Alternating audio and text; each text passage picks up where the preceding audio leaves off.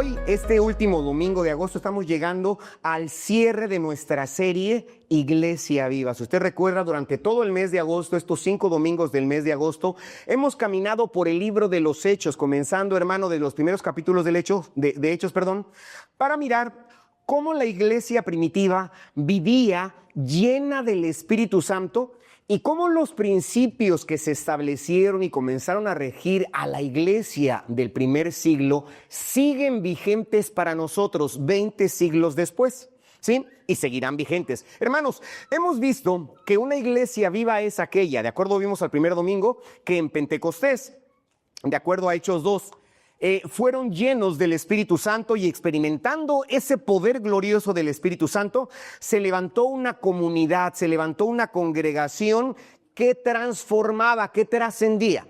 El segundo domingo, en Hechos 4, aprendimos que esa vida nueva se expresa, se manifiesta a través de una unidad, a través de la generosidad, que, hermano, conforme aprendimos, es a través de una sola alma, de un solo corazón. Hermano, a la mitad de la serie, es decir, el tercer domingo, vimos en Hechos 5 que el crecimiento espiritual, el crecimiento numérico de una congregación, de una iglesia, se da incluso en medio de la oposición, en medio de los problemas. Hermanos, hermanas, aprendimos, resaltamos que nada puede detener la obra de Dios. Eso fue lo que aprendimos. Y el domingo pasado estudiábamos en Hechos 5 que el crecimiento espiritual, el crecimiento numérico, hermano, se manifiesta y se da a través de la iglesia que es enviada a diferentes lugares, a diferentes naciones. Una iglesia llena del Espíritu Santo es una iglesia que predica al mundo, que no se encierra en 4 paredes, hermano, que impacta a su comunidad y que impacta a otras regiones. Y hoy, al llegar a nuestro último mensaje, vamos a ver quizá, hermano, el resultado más impactante que yo encuentro en el libro de los Hechos, que es justamente el poder transformador del Evangelio. Ese va a ser el tema de hoy, el poder transformador del Evangelio que está en Hechos 17. Vamos a descubrir a través de la Biblia, hermano, cómo la predicación de Cristo no solamente tocó a ciertos individuos, sino que trastornó, y ahorita voy a explicar un poquito más, trastornó, cambió, hermano, alteró ciudades completas, hermano, cambiando corazones, cambiando mentalidades, cambiando a la sociedad, que es lo más importante. Así es de que, hermanos, este es el propósito de Dios para Oikos, aquí en Cancún, allá en Playa del Carmen y en cualquier parte donde la gente se reúne a alabar y a bendecir el nombre del Señor. No es solamente para que nos quedemos encerrados en nuestra comodidad de burbuja de cristiandad, no. No, hermano.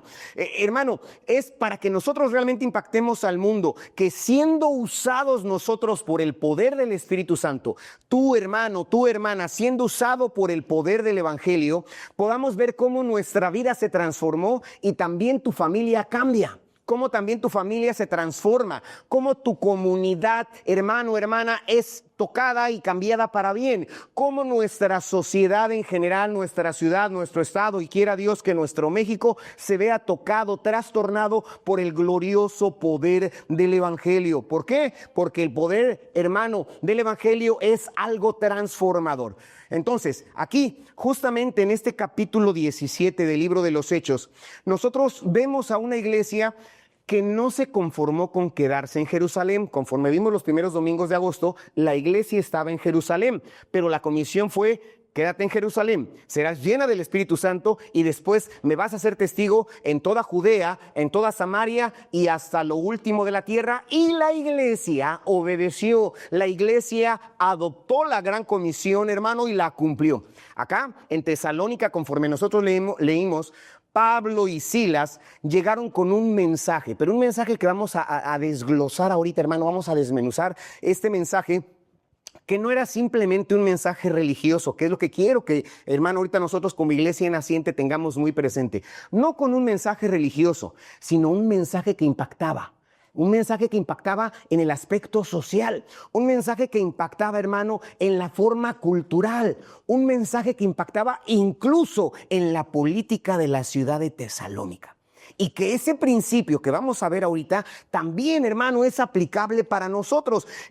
Ese impacto que tuvo la iglesia de Tesalónica fue un impacto tan grande que los acusaron diciendo: estos que trastornan el mundo entero también han venido acá.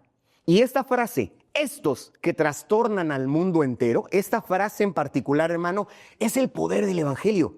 Esto es el poder del evangelio. No hay nada igual, hermano, no hay nada igual. Nada que trastorne los corazones, pero que los trastorne, que los cambie para bien. Nada que revolucione las sociedades más que el poder glorioso del evangelio. Entonces, vamos a ver cómo este mismo evangelio que predicó Pablo y que predicó Silas allá en la ciudad de Tesalónica en el primer siglo, sigue teniendo el mismo poder transformador aquí en Cancún, Quintana Roo, en el 2025. Hermano, y lo seguirá haciendo porque la palabra de Dios es viva, porque la palabra de Dios es eficaz. Entonces, paso, hermano, al primer punto de este mensaje. El primer punto es que el evangelio, el poder transformador del evangelio, lo primero que hace el evangelio es que cambia la mente. ¿Sí? El evangelio transforma, hermano, cambia nuestra manera de pensar. Fíjese bien, los primeros versículos, en particular el versículo 2, y bueno, que pasaron por ciertas ciudades, avanzamos al versículo 2, vimos que era Pablo y Silas, dice, y Pablo, como acostumbraba, fue a ellos por 3 días de reposo y dice, ¿qué? Discutió con ellos. ¿Qué más hizo Pablo? Avanzamos al versículo 3. Aparte de discutir con ellos, dice, en esa discusión, él estaba declarando y estaba exponiendo, hermano, por medio de las escrituras, que era necesario que ¿qué? Que Cristo padeciese, que Cristo resucitase de los muertos y que Jesús, a quien él estaba anunciando y que nosotros también anunciamos, es el Cristo. Entonces, hermano, ¿cómo opera esta transformación de acuerdo a estos primeros versículos que acabamos de leer? Lo primero que vimos es que él, hermano, discutió. Pero no significa que comenzó a pelearse, no se agarró a bibliazos. De hecho, ni siquiera había Biblias en ese entonces, ¿no? Pero no significa eso. Hermano, si nosotros analizamos bien el texto y sobre todo con toda la calma necesaria y el entendimiento de Dios, él razonó las escrituras. Bien importante, hermano, hermana. Tú y yo necesitamos hacer esto, razonar las escrituras. Pablo no comenzó a apelar a las tradiciones de allá de Tesalónica. No. Hermano, él lo que comenzó a hablar es la palabra, lo que estaba escrito. Y este verbo de discutir o razonar nos indica que él comenzó un diálogo inteligente, una argumentación honesta, pero bien importante, una argumentación paciente. Fíjese cómo comienza, hermano, lo más importante. ¿Y qué hizo Pablo? Vemos que él explicó y demostró el versículo 3, por favor, ahí resaltamos en el texto que él declarando y exponiendo, eso es lo más importante. Hermano, Pablo lo que hace es abre el sentido de lo que está escrito, ¿sí? Por eso es que impactó tanto en su predicación.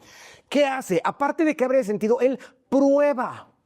Sí, cuando dice declarando y exponiendo, él prueba el cumplimiento de las profecías en la vida de Cristo Jesús, en la persona de Cristo Jesús, que aquel verbo que se hizo carne y que habitó entre nosotros era y es el Cristo, hermano, es lo más importante.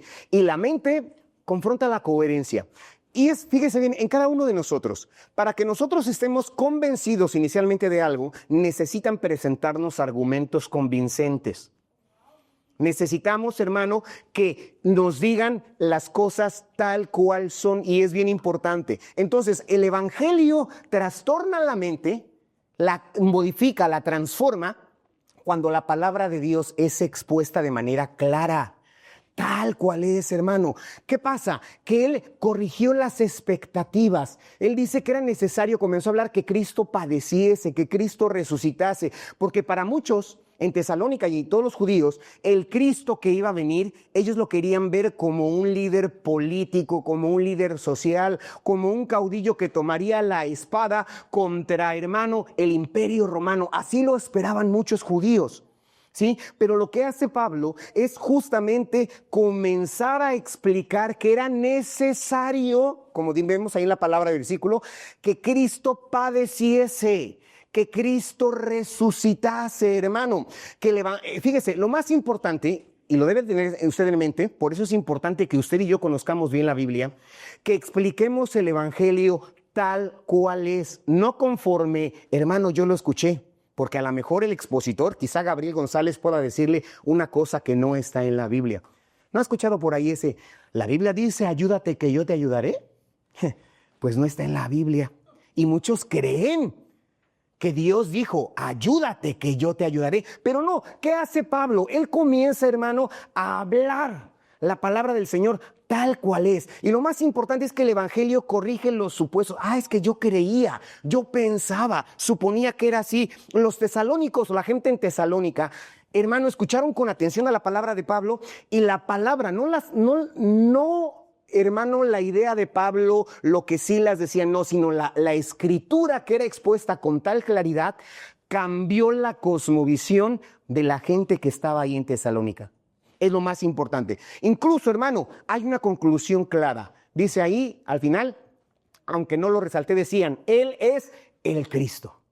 ¿Sí? No lo resalté, pero al final decían, Él es el Cristo. Es lo más importante. La mente transformada pasa, hermano, por un momento de convicción. Cuando la palabra de Dios se expone, hermano, sin tapujos. Hermano, cuando la palabra de Dios se expone con toda transparencia, cuando la palabra de Dios se expone con toda necesidad, cambia la mentalidad del hombre. Lo primero que hace el Evangelio es eso, transformar nuestra manera de pensar. Es lo más importante. La transformación comienza cuando la mente se somete a la voluntad revelada y Cristo, nuestro Señor, se convierte en el centro interpretativo de todo. No vamos a buscar en la Biblia otras cuestiones, que cuándo se acabará la humanidad, hermano, que si la capa de ozono realmente se está acabando. No, que Cristo es el centro de todo, que la predicación, cuando la predicación es cristocéntrica, hermano, viene ese impacto en la mente. No estamos pensando en ninguna otra cosa. Entonces, ¿qué implica eso? Lo que hizo Pablo, cuando Pablo declaró, expuso y cambió la mentalidad de las personas que estaban ahí en Tesalónica, ¿qué implica para nosotros? Porque eso fue en el siglo I, allá, en el otro lado del mundo, en el otro lado del mar, hermano. Pero acá, en el Caribe mexicano, en el siglo XXI, en nuestro territorio, con nuestra cosmovisión, ¿qué implica para nuestra mente hoy? En este último domingo de agosto. Hermano, necesitamos pasar, fíjese bien, necesitas pasar, tú y yo, todos, necesitamos pasar de ideas heredadas, porque así me lo enseñaron en casa. Es que mi mamá me decía, es que siempre ha sido así. No puedo aceptar, no quiero cambiar de religión, porque es lo que me heredaron mis padres. Y así me lo han enseñado y siempre ha sido así. Hermano, no. Necesitamos pasar de ideas heredadas a una fe informada por las Escrituras. Por eso esta serie de sermones, leer, estudiar la Biblia tal cual es, para nosotros implica eso. Es importante que tú y yo analicemos la Biblia tal cual es. No nos conformemos, no seamos solamente consumidores de predicaciones dominicales o de videos en las redes sociales o de estos mensajitos que me llegan a través del WhatsApp. Dios te bendiga, hermano, buen día, y un pensamiento bonito. No que sea malo, pero no nos debemos de conformar con eso. No. Pablo declaró, expuso la palabra del Señor y nosotros debemos de hacer exactamente lo mismo, hermano. La palabra del Señor en Filipenses 1:9 dice, hermano, que Pablo oraba, decía él, pido en mis oraciones, que es el amor de ustedes, dice, y que cada vez sea más grande y que su conocimiento y buen juicio crezca. Hermano, era el pensamiento de Pablo. Y debe de ser para nosotros que tu amor crezca, pero sobre todo tu conocimiento. Porque es bueno el amor. El amor, hermano, dice la palabra del Señor, que las lenguas y las profecías pasarán, pero el amor no pasará, nunca dejará de ser. Pero también el conocimiento de la palabra de Dios. Otra profecía dice que mi pueblo pereció por falta de conocimiento. Tú y yo necesitamos leer la Biblia, necesitamos conocerla, hermano, es lo más importante. ¿Sí? ¿Qué pasa? Yo no sé si usted ha visto esos videos virales de gente que tiene daltonismo, esa característica donde la gente, los ojos de las personas no pueden distinguir el color. Y cuando les ponen los lentes adecuados a su daltonismo, la gente llora, la gente sonríe porque puede distinguir un rojo perfecto, un amarillo bonito, un verde hermoso, hermano, porque puede distinguir los colores. Pues hermano, hermana, así es la obra del Evangelio. Exactamente así es la obra del Evangelio. ¿Qué es lo que pasa? Hermano, no nos da lo mismo ver el mundo a través de los ojos del Evangelio que a través de esas costumbres grises de lo que me enseñaron, de lo que me dijeron, de lo que supe, de lo que en mi comunidad se vive, de lo que por herencia y por cultura ha sido. Eso es gris, ese es el daltonismo. Cuando se nos ponen los lentes del Evangelio, cuando se me explica, cuando se me da a entender y lo entiendo correctamente, ¡wow!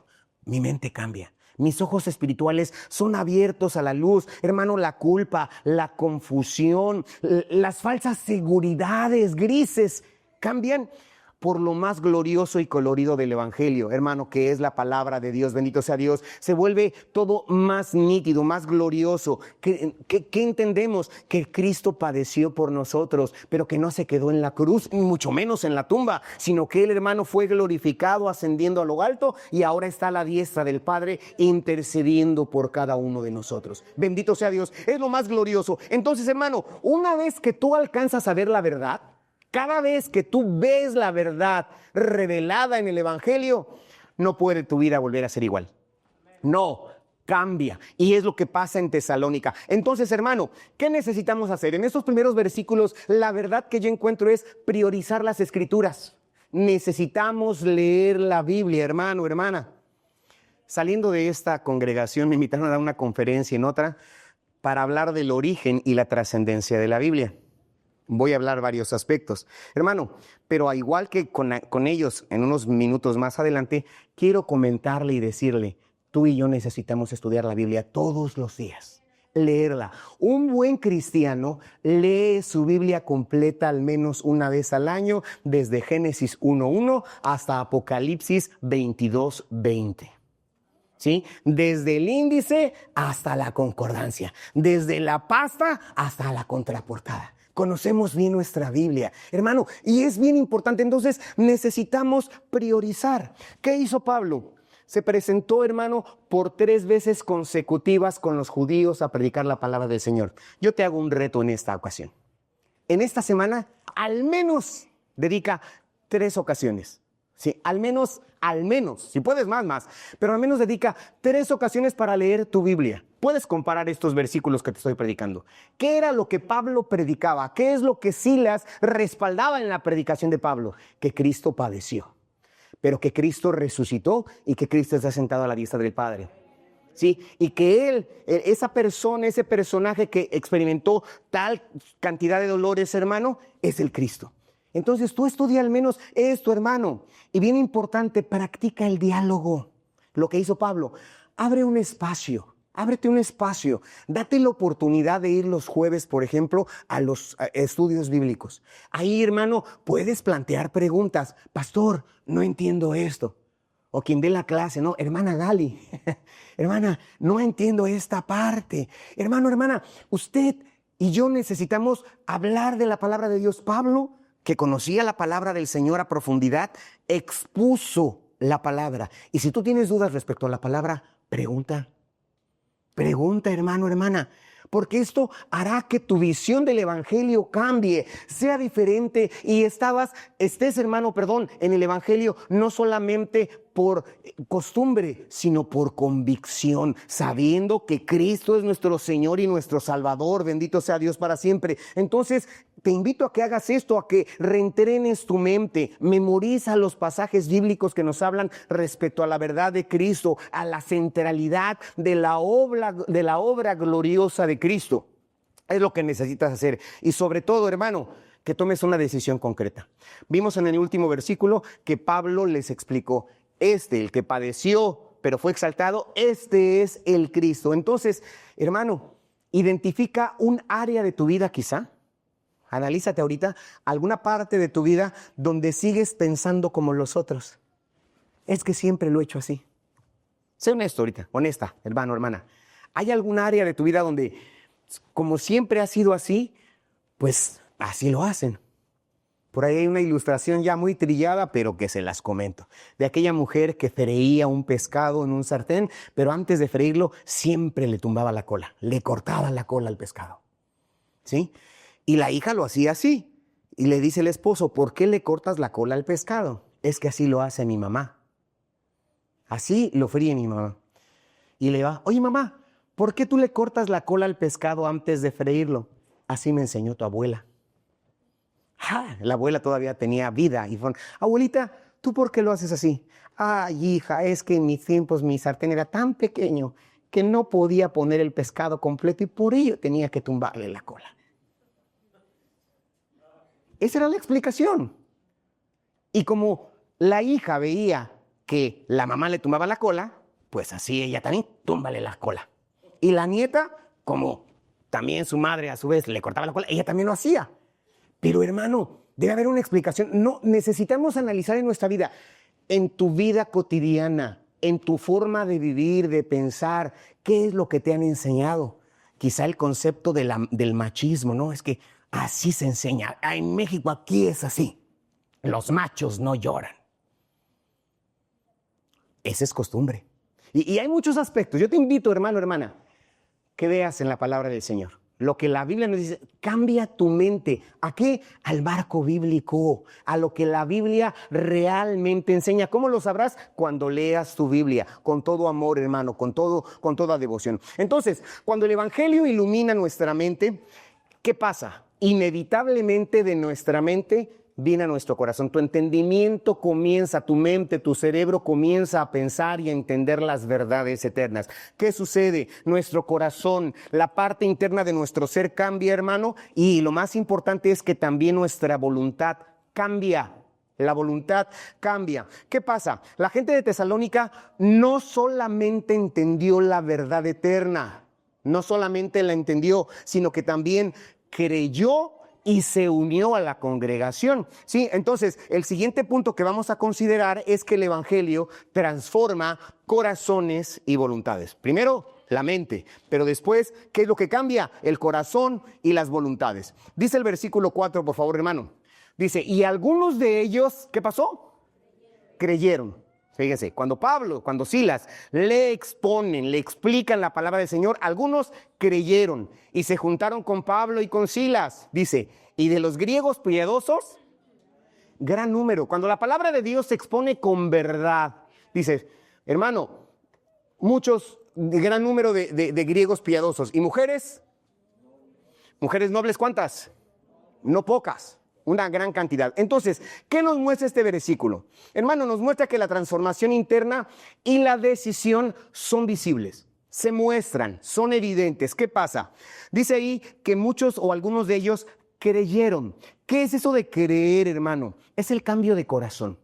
El creer es cambio de corazón, no solamente estar convencido, sino que también, hermano, es un sentimiento, no nada más intelectual, sino es un asentar de las verdades eternas, lo que encontramos aquí. No solamente es una respuesta vital del centro del ser. Cuando la palabra de Dios se da, cuando la palabra de Dios, hermano, se encuentra en tierra buena, nos dice la palabra del Señor, esta germina como si fuera una semilla, crece y da fruto a 30, a 60 o a 100. Esto es lo que nos enseña la palabra del Señor. Entonces, creer es ese cambio de corazón. Entonces, algunos de los que escucharon, no todos, pero algunos, dice, creyeron. Y aparte de ello, ¿qué más puedo ver yo en ese versículo 4 de la palabra del Señor, hermano? Que hay una amplia gama de conversión social. ¿Qué encontramos ahí, hermano? No solamente fueron unos pocos, dice, se reunió una gran multitud de lo que vemos ahí, incluidos piadosos. ¿Quiénes son los piadosos, hermano? Gente devota. Sí, gente que realmente quiere conocer de Dios, porque te aseguro que entre tu familia, en las amistades de trabajo, en tus centros de estudio, hay gente sincera, son los devotos, que quieren relacionarse con Dios, pero no ha habido quien les explique, no ha habido quien les predique las verdades eternas. Pero cuando Pablo y Silas lo hicieron, esas personas que querían escuchar de la palabra del Señor, hermano, ¿qué pasó? Cayó en tierra buena y produce una fe, porque esa gente piadosa se juntaron con Pablo, comenzaron a congregarse. ¿Por qué? Porque es visible. Y aparte de esto, hermano, nos dice que mujeres principales. ¿Quiénes son las mujeres principales? Esas mujeres principales son personas de grande influencia social, porque por ahí muchos han dicho que el evangelio es solamente para los pobres, ¿sí? Que solamente para la gente ignorante. Ahora sí, fíjense, perdón. Los ignorantes de la Biblia Dicen que el evangelio es solamente para los ignorantes, pero no. Aquí la palabra del Señor me está diciendo que griegos piadosos gran número y mujeres nobles, no pocas, o sea, mujeres influyentes que tenían la capacidad. Este evangelio, hermano, que tú y yo predicamos, tiene que llegar no solamente a la base de la sociedad, tenemos que predicarlo en las universidades, tenemos que predicarlos en nuestros centros de trabajo, tenemos que darlo a conocer en nuestras partes políticas. La palabra de Dios tiene que ser, hermano, predicada, y es lo más importante. ¿Y qué pasa? Cuando esto se da, la voluntad se inclina hacia Cristo, ¿sí? Porque es lo que sucede. Creer implica una voluntad, ¿sí? No solamente es estar convencido, es creer, es decidir cambiar de lealtad. Si mi lealtad estaba hacia cierta filosofía, cambia y ahora se va con el nazareno. Si mi lealtad, mi pensamiento estaba, hermano, con cierta filosofía, cambia y se viene a lo que la palabra, a lo que el evangelio me está mostrando. Es cuando nosotros priorizamos a Jesús. Yo no sé, y por eso es la importancia de leer la palabra del Señor. ¿Se acuerda de usted de la defensa de Pablo? Cuando él dice, yo, Pablo, soy de la tribu de Benjamín.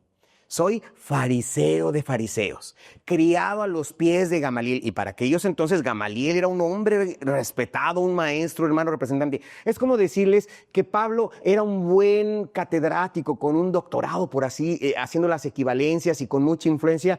Y dice Pablo, todo eso lo considero ahora como pérdida y me inclino hacia adelante. ¿Era malo que Pablo haya estudiado a los pies de Gamaliel? No. ¿El que haya sido fariseo de fariseos? No. Pero no era lo importante. Dice, todo eso lo tengo ahora por pérdida y mi ganancia es Cristo. Ese es el cambiar la mentalidad. Incluso este mismo hombre dijo, para mí el vivir es Cristo y el morir ganancia. Cambió la mentalidad. Cuando antes decía, yo no quiero morir, me da miedo morirme. No, para Pablo era diferente, hermano. Cambió su manera de vivir conforme a esa nueva fidelidad. Y la conversión, hermano, hermana, es ese grito que sale de lo más profundo del corazón y toma una decisión práctica. ¿Cuál es la decisión? Sigo a Cristo. Hay un hermoso canto. A mí me fascina, lo sé desde niño. He decidido seguir a Cristo. He decidido seguir a Cristo. He decidido seguir a Cristo. No vuelvo atrás, no vuelvo atrás. El canto dice, la cruz delante, el mundo queda atrás. Y continúa, ya pasa el tiempo de cantos. Pero es eso, cambia tu prioridad.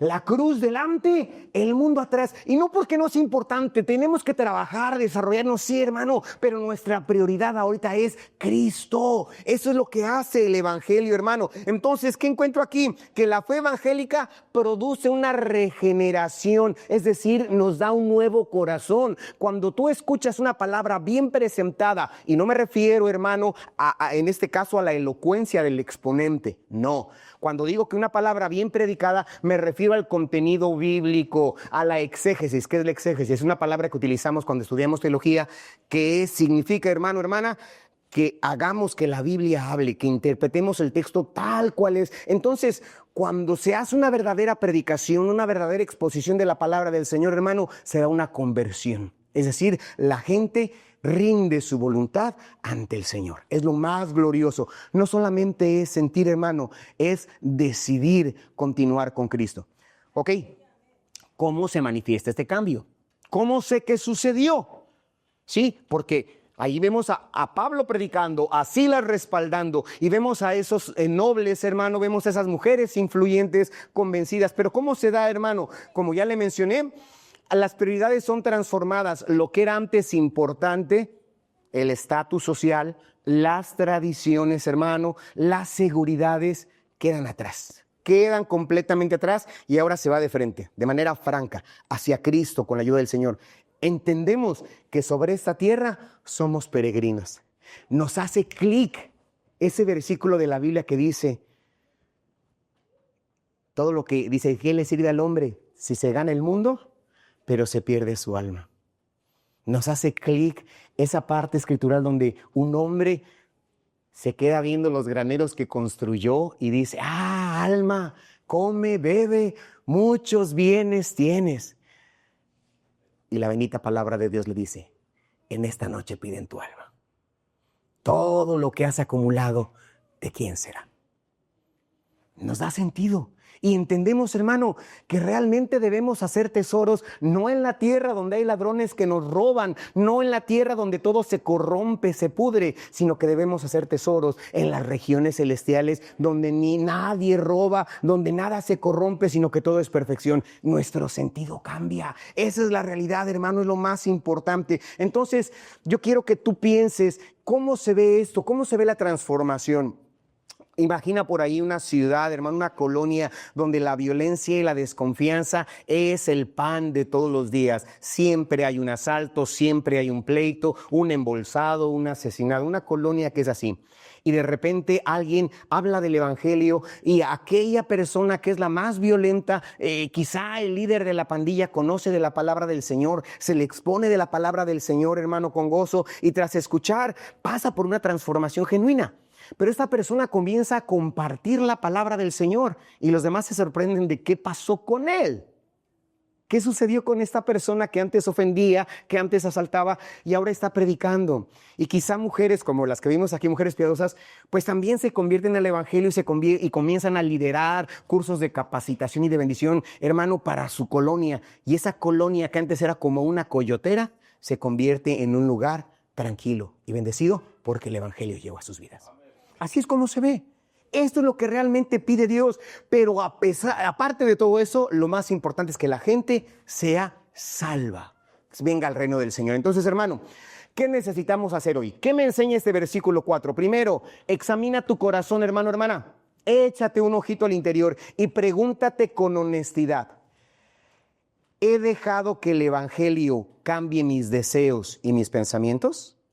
Porque sí lo conoces, pero ¿has dejado que el evangelio te cambie? Acá, hermano, tú has dejado que el evangelio cambie tu manera de vivir porque ya lo conoces, pero ¿has dado esa libertad a que el evangelio te cambie? Haz una decisión concreta, hermano, hermana, una decisión real. Si aún no has creído en Cristo Jesús, la fe es una decisión que hoy, justamente este domingo último de agosto, puedes tomar y no solamente sentir, porque es muy bonito, cantamos y levantamos nuestras manos y palmeamos y demás, hermano, pero aparte de eso es entregar nuestra voluntad, que ya no viva yo, sino que Cristo viva en mí y lo que viva en la carne, hermano, lo vive en la fe del Hijo de Dios, el cual me amó y se entregó a sí mismo por mí. Es lo que necesito hacer.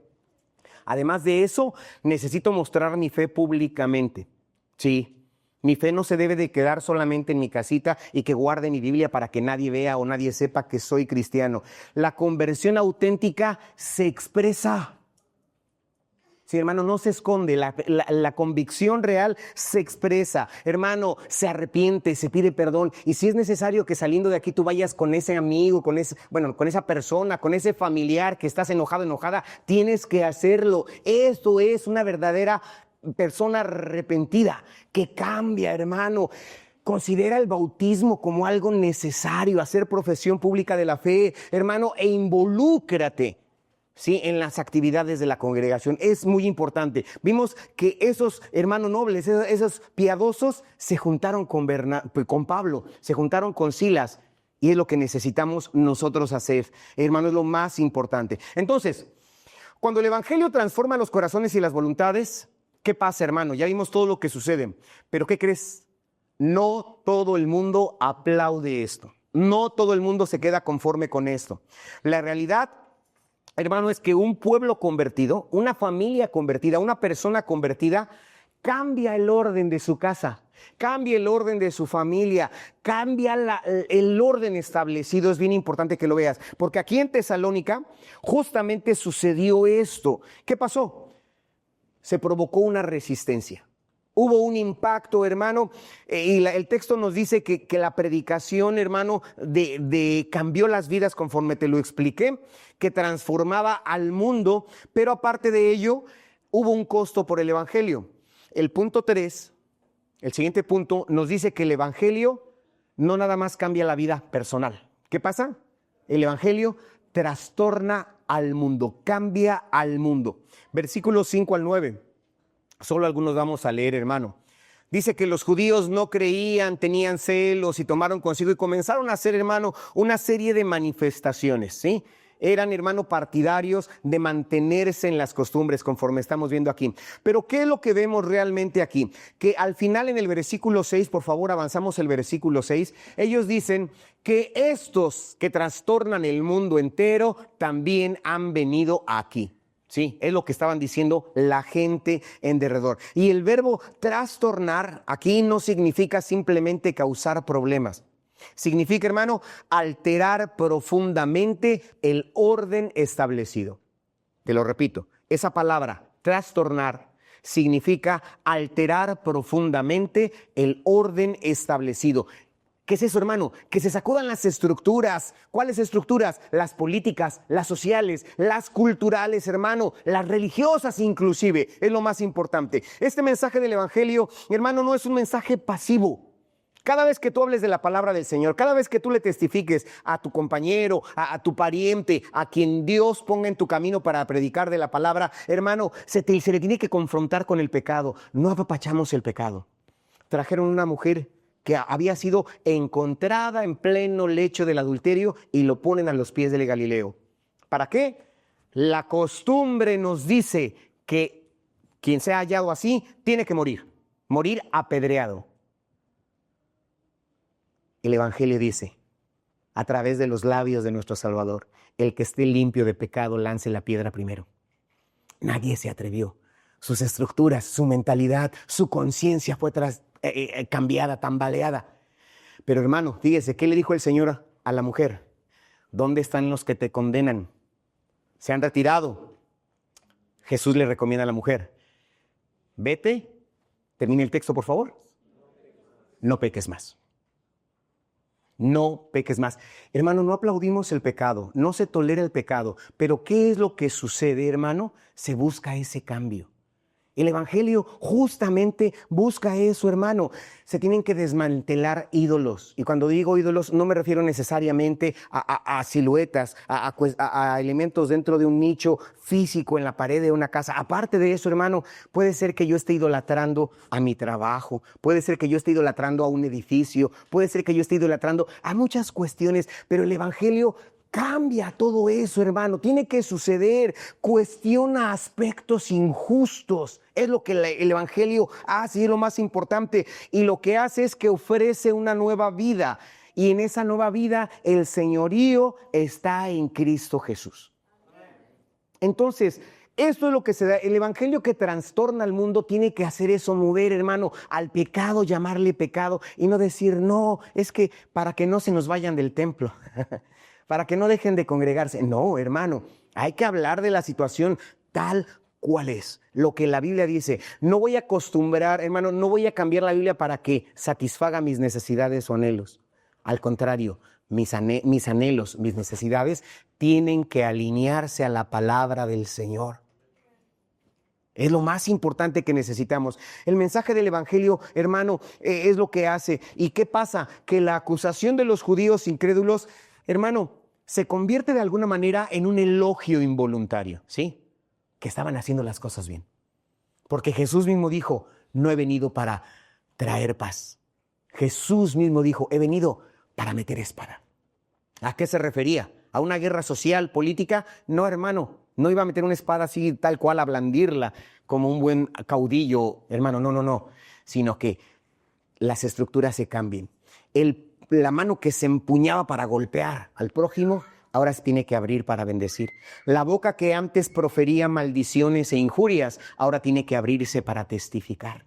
Hermano, el bolsillo que se gastaba simplemente en el vicio, la maldad y el pecado, ahora lo hace, hermano, para la expansión del Evangelio, para su propia casa. Esto es lo que tiene que cambiar. Y necesitamos que sea de esta manera. ¿Qué pasa? Que el Evangelio incomoda. Lo que llevo aquí es que el Evangelio incomoda. ¿Por qué? Porque se cambian las falsas seguridades. ¿Sí? ¿Qué es lo que sucede? Se confronta una religiosidad vacía, porque lo que dice ahí, hermanos, si regresamos por favor al versículo 5, ¿quiénes fueron los que se incomodaron? Dice ahí, hermano, que los judíos que no creían tenían celos. Sí, los que no creían tenían celos. ¿Qué hicieron? ¿Tomaron algunos qué? Ociosos. Haga la comparación. ¿Quiénes habían creído? Los que pensaron, los que escucharon con detenimiento, los que ante la exposición del evangelio, hermano, fueron convencidos. Pero ¿quiénes están en contra? Los ociosos, los que no piensan, hermano. ¿Qué hicieron? Muchos hombres ociosos juntaron una turba y alborotaron a la ciudad. ¿Se fija?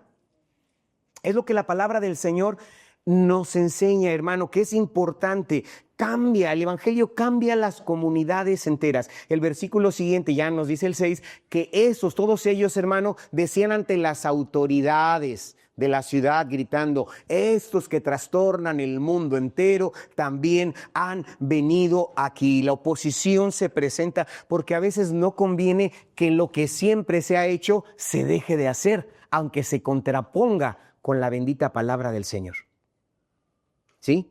Quizá en tu casa te dejen de hablar porque dejaste la religión familiar. Aunque yo escuché a una mujer cuando se predicaba: yo prefiero ver a mi hijo en un ataúd que en un templo evangélico. Cuando a su hijo, hermano, que se estaba metiendo en las drogas y demás, decía: yo lo prefiero ver muerto que en un templo evangélico. Porque esa era la costumbre que ella tenía. Hermano, hermana, necesitamos que haya ese cambio. La palabra del Señor trastorna, hermano, la ciudad, trastorna el mundo entero y tenemos que hacerlo. Nosotros somos pro vida, ¿sí? Hablamos, hermano, de que un gameto masculino, cuando se une con el gameto femenino en el útero materno, en el útero femenino, hermano, ¿qué es lo que sucede? A partir de ahí está la chispa de la vida. Ya hay un ser creado. ¿Qué no el salmista dijo en la Escritura? Mi embrión vieron tus ojos mucho antes de nacer. Por eso nosotros no estamos a favor del aborto y lo decimos con voz alta. No, eso es un asesinato. La Biblia me lo enseña. ¡Ay, mi cuerpo, mi decisión! Tu idea. La Biblia me marca la realidad. La Biblia me marca la realidad. Entonces, así como el ejemplo que te estoy dando, hay muchos otros tantos que pudiese pasar minutos explicándote, pero no es el caso. La intención es de que entiendas que la cultura, hermano, local, la cultura nacional incluso se puede ver impactada. Nosotros debemos enseñar la palabra de Dios tal cual es. ¿Qué sucede? Imagínate un celular. Yo no sé, aquí hay algunos jovencitos que no conocen esos celulares que voy a hablar, pero yo no sé cuántos de ustedes se acuerdan de aquellos pequeños chicharitos celulares que lo único que hacía era recibir llamadas. Sí, algunos de nosotros sí nos tocó. Nada más timbraba esa marquita así chiquitita y quizá medio bailaba ahí el celular, ¿no? Nada más servía para hacer llamadas y quizá jugar un jueguito de gusanito. En el semana están riendo porque se acuerdan de esos celulares viejitos. Pero los celulares han ido evolucionando, han ido cambiando. Y cuando el celular nuevo le llega una actualización, ¿sí? O una computadora, quizá el celular, a lo mejor no aplica al celular, pero quizá el celular o una computadora, hermano, una aplicación dentro del celular o de la computadora, que llega una actualización, hermano, y te cambia lo que antes te aparecía del lado izquierdo, ahora lo ves quizá abajo o ya no lo ves, te cambia el aspecto de la aplicación. Sí, lo que veías, hermano, funciona mejor, pero tú ya estabas acostumbrado a cómo lo hacía eso y el cambio de la actualización del sistema operativo no te es funcional, no te gusta, te incomoda, aunque sea mejor, aunque optimice la memoria y tantas cosas que nos dicen en esas actualizaciones. Bueno, así es el evangelio. Cuando la palabra viene a tu vida, te actualiza la cosmovisión. ¿Cómo ves el mundo? ¿Cómo ves la sociedad? ¿Cómo ves la vida? ¿Cómo ves tu sexualidad? ¿Cómo ves todo esto, hermano? La Biblia te lo enseña. Hermano, y te va a incomodar, algunos van a ser incómodos, para algunos va a ser difícil de entender, pero ¿qué sucede? Hermano, es mejor, funciona mejor con la Biblia. Entonces, el evangelio, hermano, en nosotros, en cada uno de nosotros nos debe de sacudir.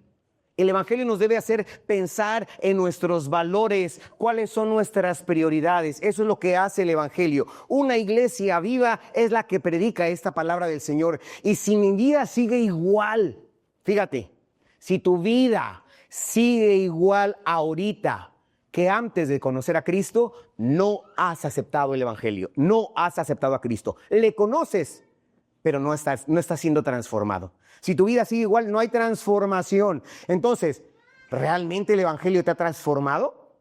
Piénsalo. ¿Realmente ha sido así? Como iglesia, hermano, como congregación, estamos llamados a predicar no solamente palabras bonitas, porque yo les puedo hablar, que tú puedes, adelante, y muchas cuestiones, hermano, antropológicas o que motivacionales, eso es, hermano, bonito. Pero, hermano, esto puede ser bonito, pero sin ser una presencia incómoda para el pecado, porque en muchos lugares no se habla de esto, para que la gente no se vaya, pero necesitamos incomodar al pecado. Incomodar al mal. Es importante que sea. ¿Qué pasa? Un mundo egoísta, ¿y nosotros qué vamos a hacer? A predicar generosidad. En un mundo, hermano, donde hay odio, el Evangelio viene y predica el amor. En un mundo, hermano, donde se habla de mentira, se anuncia la verdad del Evangelio. ¿Ves la incomodidad? ¿Ves la diferencia? Hermano, por eso, donde llega el Evangelio real, donde llega la palabra del Señor, nada sigue igual, se trastorna, se cambia. Donde llega el Evangelio, es bien importante que suceda eso. Entonces debemos de preguntarnos, ¿está nuestra comunidad siendo impactada? Hermano, y a nosotros nos conocen como una iglesia que trastorna, que transforma positivamente nuestro entorno, ¿o simplemente somos una de las tantas congregaciones que se reúnen ciertos días a cantar y escuchar la Biblia? Me incluyo porque yo estoy pastoreando esta congregación. ¿Cómo está nuestra congregación? ¿Somos una iglesia que está impactando nuestro entorno? ¿Cómo está tu familia? ¿Cómo está tu alrededor? ¿O simplemente nos vemos el domingo en el auditorio, nos vemos el martes en el culto de hogar, nos vemos el jueves y ya? ¿Es todo? No, hermano, hermana. La palabra del Señor nos dice que, hermano, viene ese cambio. Tenemos que impactar positivamente. Entonces, es muy importante que sea de esta manera. Hemos visto entonces cómo el Evangelio transforma la mente. Sí, lo primero que hace es transforma la mente. Aparte de que transforma la mente, también transforma el corazón, transforma la voluntad y finalmente trastorna, cambia el mundo donde se predica esta palabra del Señor. Y la pregunta inevitable aquí es, hoy, este último domingo de agosto, estamos llegando al cierre de nuestra serie Iglesia Viva. Si usted recuerda, durante todo el mes de agosto, estos 5 domingos del mes de agosto, hemos caminado por el libro de los Hechos, comenzando, hermano, de los primeros capítulos de Hechos, para mirar cómo la iglesia primitiva vivía llena del Espíritu Santo y cómo los principios que se establecieron y comenzaron a regir a la iglesia del primer siglo siguen vigentes para nosotros 20 siglos después. ¿Sí? Y seguirán vigentes. Hermanos, hemos visto que una iglesia viva es aquella, de acuerdo vimos al primer domingo, que en Pentecostés, de acuerdo a Hechos 2, fueron llenos del Espíritu Santo y experimentando ese poder glorioso del Espíritu Santo, se levantó una comunidad, se levantó una congregación que transformaba, que trascendía. El segundo domingo, en Hechos 4, aprendimos que esa vida nueva se expresa, se manifiesta a través de una unidad, a través de la generosidad, que, hermano, conforme aprendimos, es a través de una sola alma, de un solo corazón.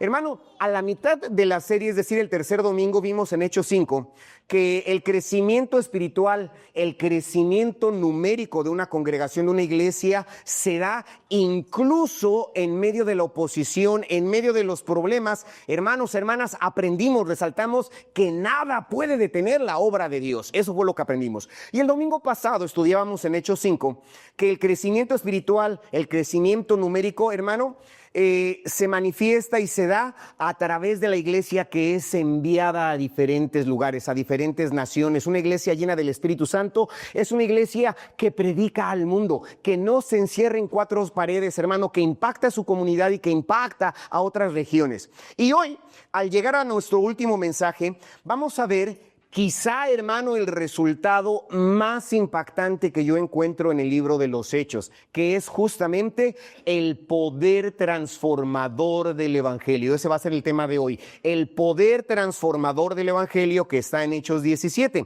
Vamos a descubrir a través de la Biblia, hermano, cómo la predicación de Cristo no solamente tocó a ciertos individuos, sino que trastornó, y ahorita voy a explicar un poquito más, trastornó, cambió, hermano, alteró ciudades completas, hermano, cambiando corazones, cambiando mentalidades, cambiando a la sociedad, que es lo más importante. Así es de que, hermanos, este es el propósito de Dios para Oikos, aquí en Cancún, allá en Playa del Carmen y en cualquier parte donde la gente se reúne a alabar y a bendecir el nombre del Señor. No es solamente para que nos quedemos encerrados en nuestra comodidad de burbuja de cristiandad.